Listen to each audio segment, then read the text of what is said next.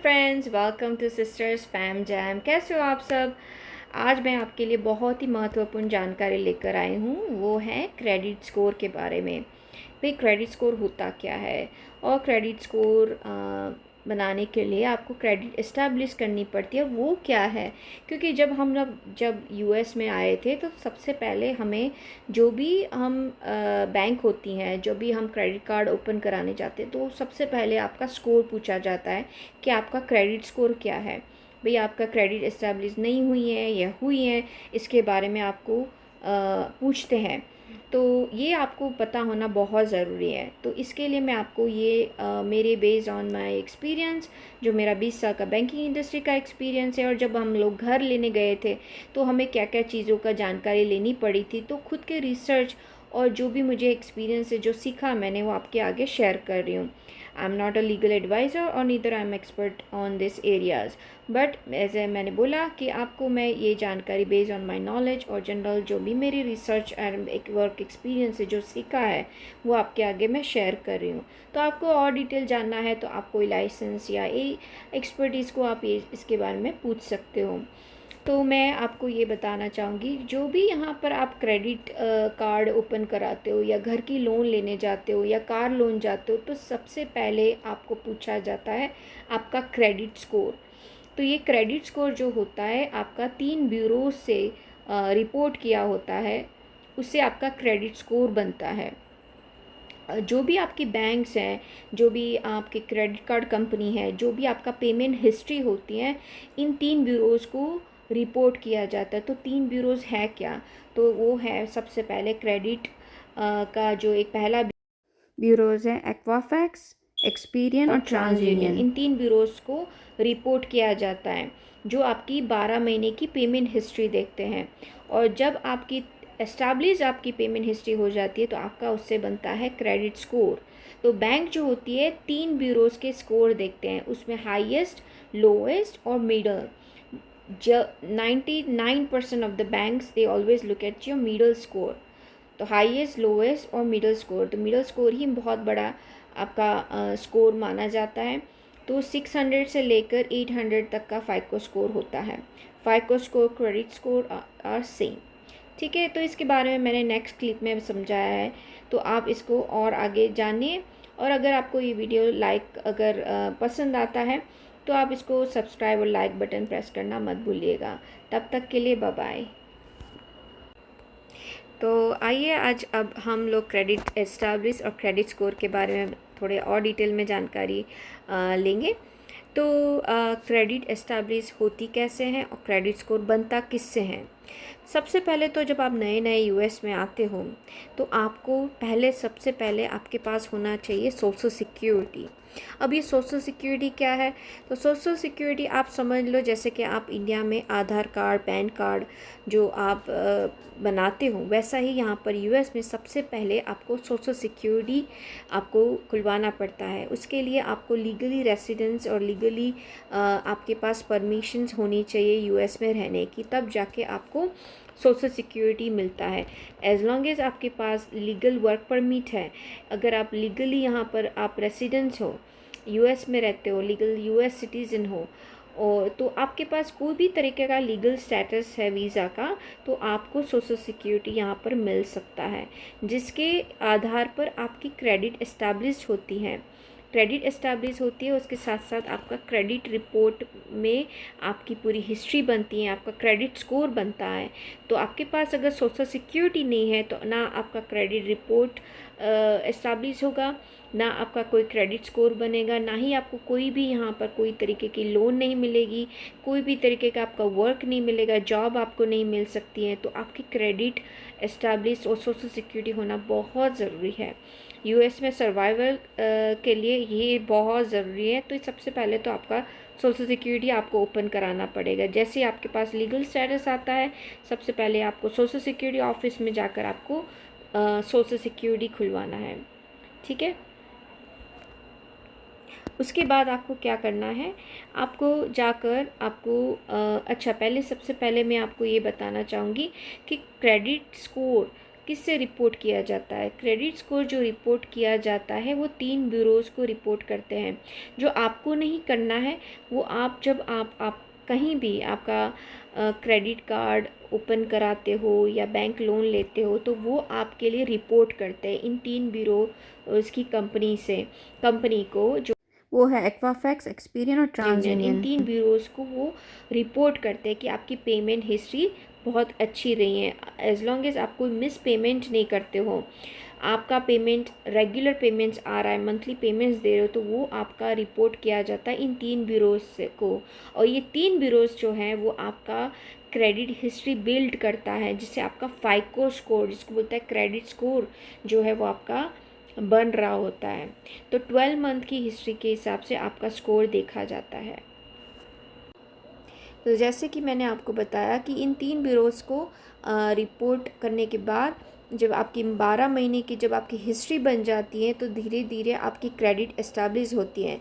ये social security जो होती है वो उसमें आपका सारी क्रेडिट हिस्ट्री होती है, आपका क्रिमिनल रिपोर्ट्स, आपका वर्क हिस्ट्री, आपका कितने सालों से आप रेसिडेंट रहे हो यहाँ यूएस में, ये सारी हिस्ट्री आपकी जो है इस सोशल सिक्योरिटी में रिपोर्ट होता है। जो जब भी आपको जब जॉब लेने जाते हो, जब आप कोई कार लोन लेने जाते हो या घर की लोन लेने जाते हो या क्रेडिट कार्ड ओपन करने जाते हो, तो ये आपकी पूरी क्रेडिट हिस्ट्री रिपोर्ट रन की जाती है, जिससे आपका पूरी यूएस में जब से आए हो तब से आपने क्या इस्टेब्लिश किए हैं, कि आपने क्या क्या चीज़ें करी हैं, इस सारी चीज़ें इस ब्यूरोज़ में रिपोर्ट होती हैं, जिसके द्वारा आप किसी को भी आप इसके बारे में जान सकते हो। तो ये बहुत प्राइवेट चीज़ होती है, जो आपको स्कोर जो होता है, सोशल सिक्योरिटी जो होती है वो प्राइवेट है। जैसे आप आधार कार्ड किसी को नहीं शेयर करते हो, पैन कार्ड जो होता है वो शेयर नहीं करते हो, वैसे ही ये चीज़ बहुत आपका बहुत इम्पोर्टेंस और प्राइवेट चीज़ होती है, जिसको आपको बहुत संभाल के रखना पड़ता है। किसी के हाथ में अगर आपका सोशल सिक्योरिटी आ जाता है तो आपकी आइडेंटिटी थेफ्ट हो सकता है, जिसके आपकी बहुत सारे जो चीज़ें हैं आपको गलत इसका उपयोग भी कर सकता है। इसलिए आपको इसको बहुत संभाल कर रखना है, किसी को शेयर नहीं करना है।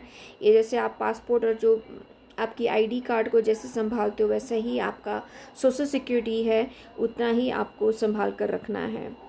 ठीक है, तो जब आप क्रेडिट एस्टैब्लिश आपकी जब हो जाती है तो उसके बाद आपका 3 स्कोर बैंक देखती हैं, मिडल स्कोर, हाईएस्ट स्कोर और लोएस्ट स्कोर। उसमें से 3 जो मिडल स्कोर है जिसको देखा जाता है, तो आपका स्कोर रेंज होता है 600 टू लेकर 800 तक का स्कोर देखा जाता है। जो गुड स्कोर में जो अगर आता है anything about then 680 is consider good score. Excellent score होता है एनीथिंग अबाउट देन 700, वो एक्सीलेंट क्रेडिट हिस्ट्री में माना जाता है।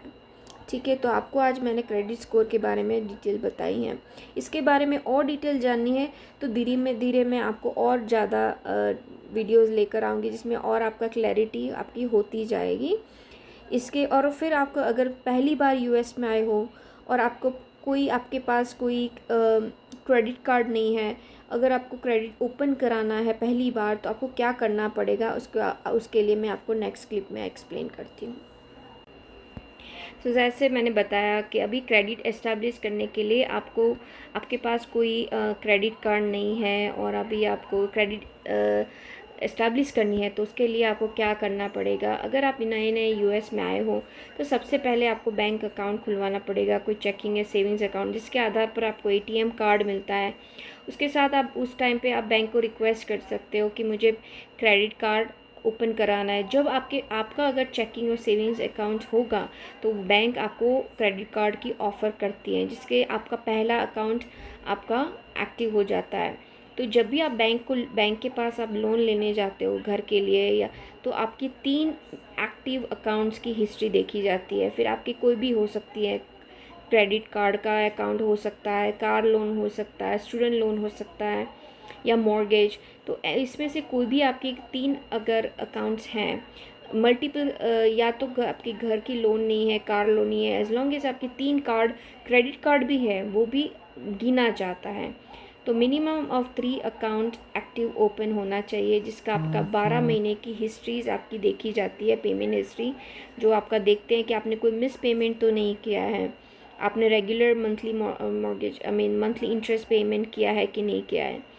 ज़्यादातर क्या होता है, हमारे इंडियंस जो होते हैं इंटरेस्ट में नहीं मानते हैं, तो हम लोग क्या करते हैं, हम जो भी हमें तो खाली बिल्ड करना है, क्रेडिट हिस्ट्री हमारी बिल्ड करने के लिए हमें ये चीज़ें ओपन करानी पड़ती है। आप उसको ज़रूरी नहीं है कि आप इसको इंटरेस्ट में भरो, जैसे आपका बिल आता है पूरा का पूरा आप पे कर दो, क्योंकि इंडिया में हम लोग क्या है, हम यूज़ टू है कैश पेमेंट से, पर यहाँ पर यूएस में कैश पेमेंट का मायने नहीं रखता है, आपकी क्रेडिट इस्टेब्लिश नहीं होती है, तो आप जो भी क्रेडिट कैश से आप ख़रीदते हो कुछ भी होता है, इससे आपकी क्रेडिट इस्टेब्लिश नहीं होगी। अगर क्रेडिट इस्टेब्लिश नहीं होगी तो यहाँ पर आपको यूएस में आप कुछ भी नहीं कर सकते हो, ना घर खरीद सकते हो, ना कार ले सकते हो, ना क्रेडिट कार्ड ओपन सकते हो, आपकी कोई तरीके की क्रेडिट ही इस्टेब्लिश नहीं हुई, क्रेडिट हिस्ट्री नहीं बनती है। तो आपका स्कोर हाई है, that means you have a good you're good in a credit history and plus you are making a regular payments on it, so वो बहुत अच्छा माना जाता है अगर आपकी क्रेडिट हिस्ट्री बिल्ड हुई है तो आपको मिनिमम 3 रखो, बाकी का आपको ज़रूरी नहीं है कि मल्टीपल क्रेडिट कार्ड्स रखो, एज लॉन्ग एज आपके पास 3 है दैट्स इनफ। तो ये इसके लिए आपको बहुत ज़रूरी है क्रेडिट इस्टेब्लिश करने के लिए। आप इसके लिए आप को साइनर भी, आप जैसे कोई फैमिली रिलेटिव्स हैं जिनसे आप को साइन भी कराकर आप क्रेडिट कार्ड ओपन करा सकते हो। तो जब आपका क्रेडिट इस्टेब्लिश हो जाती है फिर आप अपने क्रेडिट हिस्ट्री के बेल पर भी आप ओपन करा सकते हो कोई भी क्रेडिट कार्ड, तो वैसे भी आप कर सकते हो। तो जैसे मैंने आपको बताया कि अगर आपके पास क्रेडिट कार्ड नहीं है तो आप किसी भी फैमिली मेम्बर से या किसी और से आप को साइन करा कर भी आप क्रेडिट कार्ड ओपन करा सकते हो। पर ये जो होता है को साइनर, वो टेम्पररी यूज़ करने के लिए, आपकी एस्टेब्लिश करने के लिए ठीक है। बाद में फिर आपकी खुद की भी क्रेडिट, जब आपकी लगता है कि अभी आपको एक बार आपका पेमेंट हिस्ट्री बनना शुरू हो जाएगा तो ऑटोमेटिकली फिर आपको दूसरी क्रेडिट कंपनीज भी ऑफ़र करना शुरू हो जाएगी। उसी तरह आपका 3 जैसे ही आपका हिस्ट्री में आ जाती है उसके बाद आपको 1 साल की वेट करना है। 1 साल तक में आपका क्रेडिट हिस्ट्री बिल्ड होना शुरू हो जाता है। एज लॉन्ग एज आपका 600 to 800 स्कोर में आपका स्कोर रहता है, सबसे बेस्ट जो स्कोर होता है 700 प्लस का एक्सीलेंट में माना जाता है। उसके नीचे होता है 640 से लेकर 680 तक में मिडल स्कोर माना जाता है, वो भी अच्छा स्कोर में माना जाता है, तो वो गुड स्कोर में माना जाता है। एक्सीलेंस जो होता है 700 प्लस, जो भी आपका 700 प्लस अबव होता है वो एक्सीलेंट में आ जाता है। तो हर बैंक अलग अलग क्राइटेरिया मांगते हैं, कुछ 740 मांगते हैं, अच्छी टॉप बैंक्स होती है 740 से मिनिमम मांगेगी, जिससे नीचे आपको लेगी भी नहीं। तो अगर आपकी अच्छी बैंक में लोन लेना चाहते हो, अच्छे गुड इंटरेस्ट में लेना चाहते हो, तो आपको अगर 740 प्लस फाइको स्कोर होगा, क्रेडिट स्कोर होगा, phyco credit score is kind of same, तो आपको बेस्ट इंटरेस्ट मिलेगा, लोएस्ट इंटरेस्ट मिलेगा। तो ये सारे फ़ायदे आपको मिलते हैं। तो आई होप मैंने आपको इसके बारे में थोड़ी जानकारी दी है। अगर आपको ये वीडियो यूज़फुल लगता है और जानकारी अगर आपको चाहिए तो बेशक आप कमेंट कर सकते हो और मैं अगले नेक्स्ट वीडियो में आपको इससे और डिटेल जानकारी देने की कोशिश करूँगी। तो आगे वीडियो में लेकर आऊँगी और भी घर ख़रीदने के लिए क्या क्या चीज़ें और ज़रूरत पड़ती हैं, कैसे डॉक्यूमेंट्स मांगते हैं, और बहुत सी ऐसी चीज़ें हैं जानकारी लेकर मैं आऊँगी। आई होप आपको ये वीडियो अच्छा लगा होगा, और अगर ये वीडियो अच्छा लगा है तो सब्सक्राइब, लाइक और शेयर करना मत भूलना। ठीक है, तब तक के लिए बाय बाय।